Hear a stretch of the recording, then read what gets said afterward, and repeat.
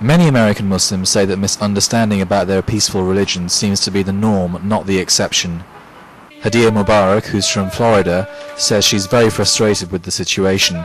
She says that 5 years after 9/11 the situation is worse, not better, for American Muslims. I do feel like the tensions have risen since 9/11. I think looking 5 years back, I think definitely there's a difference today in that there's more fear and more misunderstanding and more of a divide between the Muslim world and the U.S. And I think it affects the way Muslims are treated at home in America and the way they're perceived.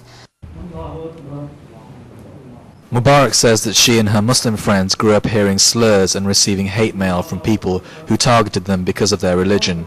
She says that many of her girlfriends were forced to remove their hijabs because their parents didn't want them to become victims of hate crime, while many of her male friends tried to blend in more by changing their names from Muslim names like Muhammad to Mo or Mike.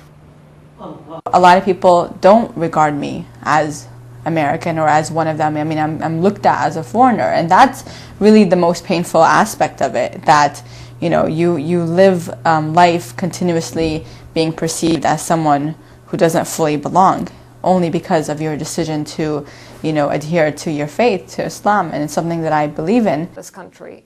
Genevieve Abdou says that experiences like that of Mubarak are very common. Abdou has spent the past 2 years traveling the country, visiting mosques, interviewing Muslim leaders, and speaking to Muslim youths from New York to Michigan to California. Abdou says that what she's found is that American Muslims are increasingly alienated from the American mainstream life. And this alienation has led them, unlike their parents or grandparents, to choose their Islamic identity over their American one.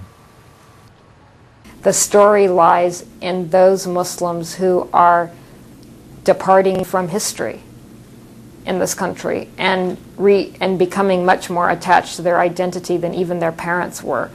But according to Abdou, the increasingly religious bent of American Muslims doesn't mean they're becoming more radical.